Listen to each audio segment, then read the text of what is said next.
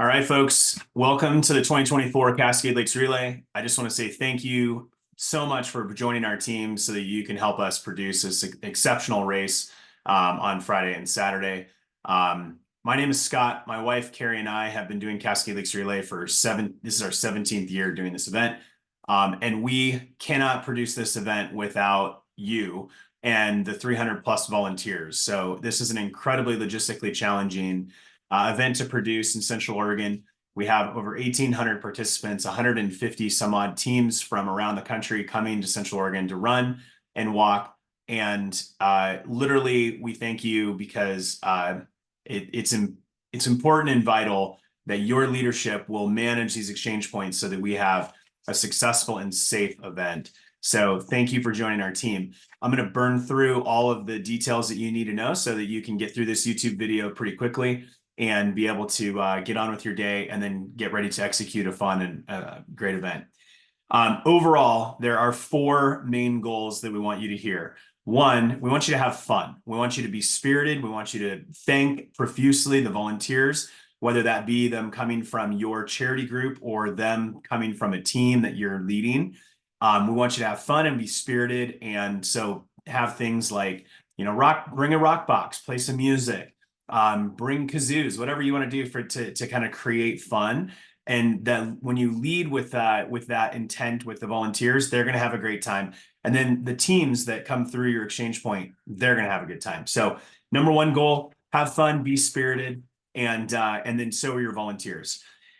Second goal, priority, parking management and managing the parking so that we get a lot of vehicles in and out of exchange points and get them parked efficiently, as well as communicating to everybody, all race officials, of communication of the first team through your exchange point and bib number and the time, and then the last team through the exchange point with their bib number and time. And if you communicate that through GroupMe, then we'll be able to keep track of where the first team is in the race, as well as where the last team is in the race. And that's really important for volunteers to know, hey, how much longer until we get our first team through here so we're ready to go? And then also when the last team might have left the exchange point prior to. So it's, hey, we're going to be done pretty soon. Let's start to clean up so that when the last team comes through and they're out of here, we are able to all go home. So that's goal number two, is parking and communication of the teams of where they are along the course route. Logistically, it's a really big deal. Number three, runner safety. And that is parlayed right into that parking management. If you manage parking well, then ingress and egress in and out of the exchange points will be done really easily and we can keep people safe. But one thing on runner safety that's always really important is managing the people that are waiting at the exchange point for the next runner. So what it is a tendency to do is people will be waiting and looking down the road to see when their runner is coming in. And then the next person stands just a little bit further out and they're looking down the road to see if their runner's coming in. And then the third person, fourth, fifth, sixth. And before long, we have people standing in the middle of the road. We cannot have that. That's why we have safety corridors and certain exchange points. It's really important to keep people beyond those safety corridors so that we don't inch out into standing in the middle of the road as we're all trying to literally look to see when the person runs into the exchange. So runner safety is the third priority for you during your day at your exchange point. And then the fourth thing is managing trash and recycling. And if you just simply assign one volunteer to just monitor the trash and recycling bins, you will not have any issues. So once it gets 3/4 full, go ahead and swap out those trash and recycling bags, bag them up, tie them up, put them near the porta potty, and our trash and cleanup crew will come through and they will take care of that. But if you wait until that bag gets way too full and is overflowing, then you create more work for yourself. So trash and recycling is your fourth priority. Okay, in everybody's race bag, you are going to have a lot of material. So we've got things such as layout maps for you to how you can manage the exchange point. I'm going to go over those each individually with you as you pick up your gear. You also have all of the volunteer assignments. All of the volunteer assignments tell you exactly who will be volunteering at your exchange point. Another important piece of equipment or piece of paperwork is the volunteer waiver and release of liability. So it's important to fill that out and have everybody sign and date it. So you'll have that, and then that covers us for insurance. And then you'll have all of the other information such as volunteer assignment directions, team lists, so you can check off teams as they come through your exchange point. Also a nice thing to be able to, have their contact information and emergency contact. So the other thing that we have is our event guide. So the official event guide here is right there, has all of the rules, regulations, safety. You can peruse through it, but also if you're concerned about it, read through the whole thing. But if you have any questions, you can always refer to that. There's a table of contents that handles everything. Another very important thing is our race map. So the official race map is your guide to looking at, and I want you to be aware of the leg that you're at and the leg after. And really important thing to do is to always make sure that you ask the very first runner into your exchange point, hey, just tell me, were any signs unclear on your leg coming into our exchange point? And they'll tell you and say, hey, yeah, no, it was totally clear, easy, couldn't get lost, it was great. Or they might tell you, there was a sign that looked confusing. It looked like it had maybe been blown over, or maybe it rotated in the wind. And so, because we set the course on Thursday, and by Friday, Saturday, some of those signs could either gotten moved by someone deviously doing so, or they might have blown in the wind. And so we want to ask every first runner, were the signs really clear? And if not, then you can group me, text, and then we can go out and go fix where that is, by putting up another sign or making sure that it's a little bit more clear. Okay. So those are all the things that are going to be included. Everybody will have a unique race official checklist when they come to pick up your packets, and it has all the things that you need, including your race official bag. So everybody is going to be receiving volunteer hats, safety vests, safety flags, lighted wands if you're at an exchange point overnight, additional toilet paper. You'll get a staff shirt. You'll also get a staff hat to designate you as being the leader of that exchange point. All of those hats that you give out to your volunteers, they get to keep those. So we don't want those back. Every volunteer is required to wear a safety vest. So they have to wear it throughout the entire day, because we need to make sure that our volunteers are visible, and also people know when you're wearing a safety vest and you're wearing a yellow hat and you have a flag, you're responsible for the safety of the exchange point, and that gives them the authority to manage the exchange point. So you'll be giving them a safety vest, safety flag, or lighted wand, and then they'll have a hat. And it's important that if someone says, I don't want to wear the safety vest, it's not an option. It's required, and it's part of the safety plan. As well as some of the other things that you'll be getting if you're at night, you might be getting a goal zero and a light set, so that you can put that near the exchange point. That's so that we can have some light in our dark time exchange points.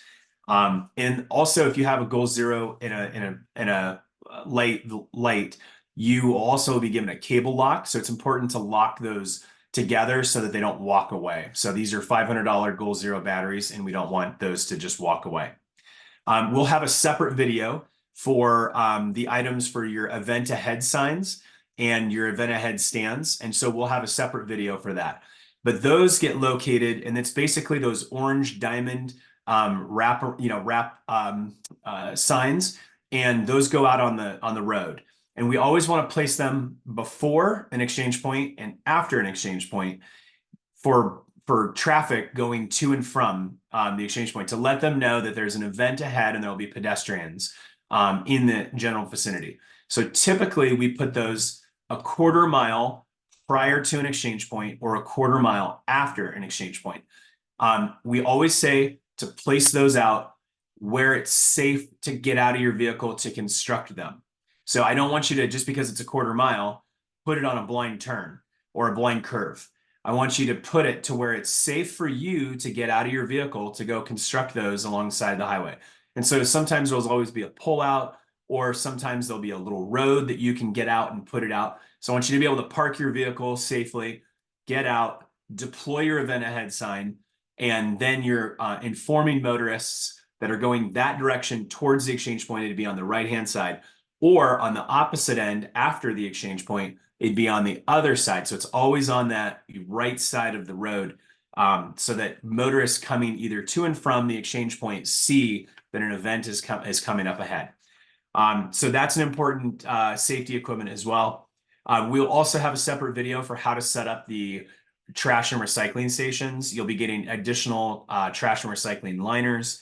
And then in most cases, you'll have an exchange point sign sandwich board that you will place right at the exchange point.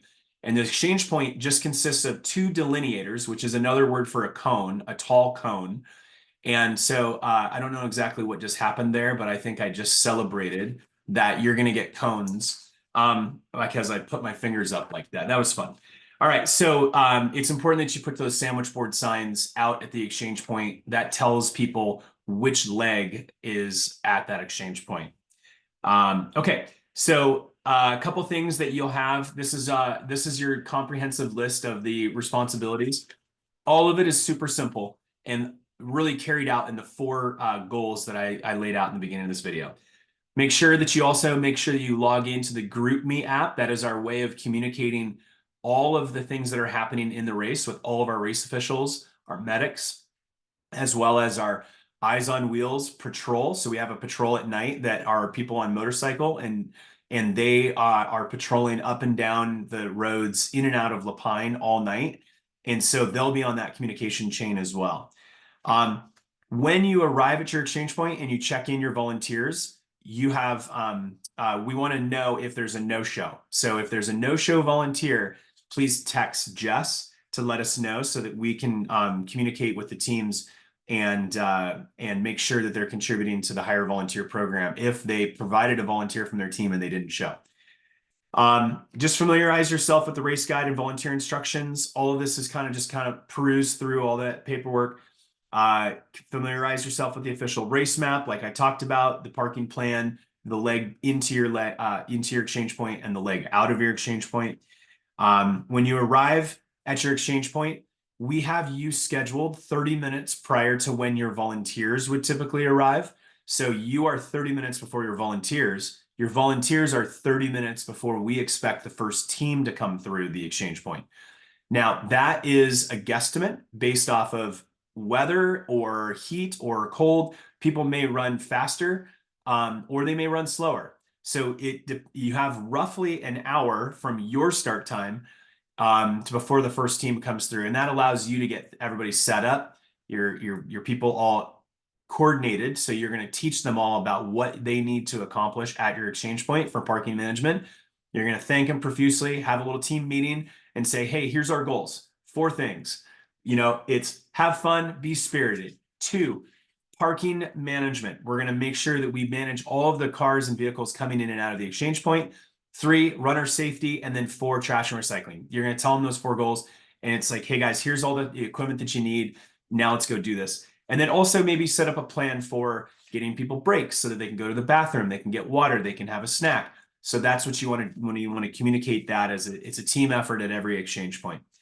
Then you're going to have the volunteers sign the waiver. You're going to give everybody their equipment.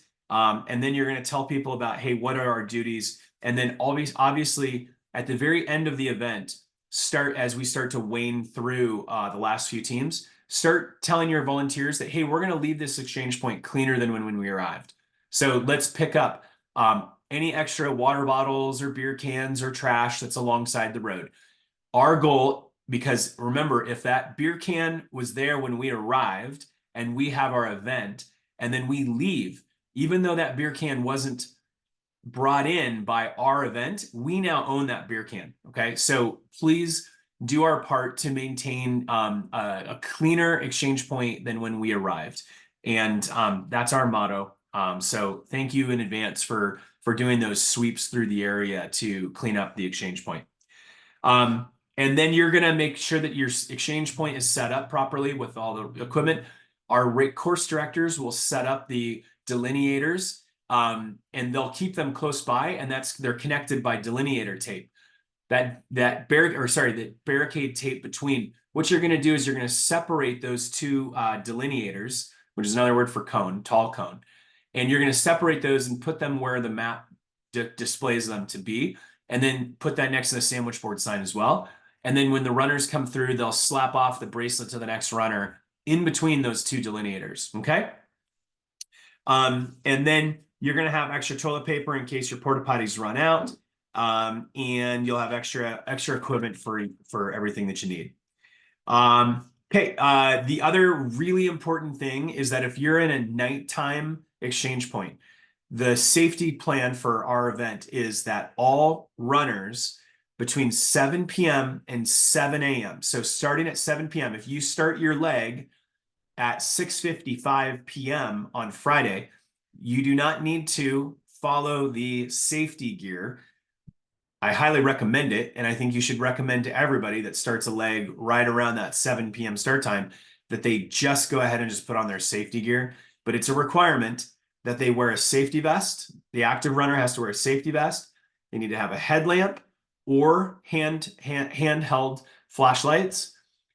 They also need to have a flashing light on their front and a flashing light on their back. There are some gears like Knox Gear 360 Tracer vests that are LED lit up, and we do accept those in lieu of a safety vest. But you have to have all the flashing lights, okay? So it's important that every participant that leaves your exchange point after 7 p.m. has their safety gear on. Another requirement is at 7 p.m., any inactive runner that's outside the van, if you're outside your van after 7 p.m., you have to be wearing a safety vest. It makes no sense for us to have somebody who's standing outside their van on the side of a road in the complete dark, pitch dark, and if they're not unseen and they got hit by a car, the tragedy would be the same as if an active runner got hit by a vehicle because they were not seen. So they're required to have a flashing light because they're running along the side of the road. And if an inactive participant gets out of the van and is standing alongside the road, they got to be wearing a safety vest. So everyone wears a safety vest between 7 p.m., 7 a.m., no exceptions. It's super important that you enforce that. And so if you're at an exchange point on Friday night and you start seeing runners, it's about 6:45, start reminding runners, hey, everyone needs to be wearing their safety vest by 7 p.m. So let's get them out of the vans. And then honestly, like, we just not have any rule, we have rules for safety, but in general, a firm and kind, reminder of, hey guys, we need you to step back, not stand in the middle of the road. Hey, you need you to follow instructions here. Hey, that's an unsafe situation. We're trying to keep you safe. Thank you so much for complying. If you have anybody that gives you any attitude or, they just don't want to follow your instructions, please mark down their bib number, let us know, and we will handle it, okay? But in 17 years, we literally have had 100% of our participants they're out there having fun. Sometimes their fun gets in the way of being safe. So that's where we're there to step in. And then really one of that important things for GroupMe is reminder, please, please, please mark down what first team comes through your exchange point. So that would be team number 901 through exchange point 2 at 8:10, 8:10 in the morning. And then that tells the next exchange point that beyond you that, hey, our teams are starting to arrive at the exchange point prior to us. So we'll see them shortly coming to our exchange point. Same thing on the flip side is the very last team. When that last team comes through and we say, hey, it's team number 920, then you can look for team number 920, and then you can start to have your volunteers start to clean up the exchange point so you're ready to go. As soon as the last team comes in, you're all cleared to go home. Overall, folks, this is an extremely fun and engaging event for participants. And we know that the volunteers, we have over 300 volunteers, that we always are told this event has the best volunteers at any event they ever do throughout the year. And I know that it's important that we have good volunteers, but I know that the difference maker for that is you. You as the race official are going to ensure that you've given the right equipment, the right instructions, and you've set the tone for having fun while keeping everybody safe. And because of you, I know that that's why we get that comment of we have great volunteers. So thank you in advance.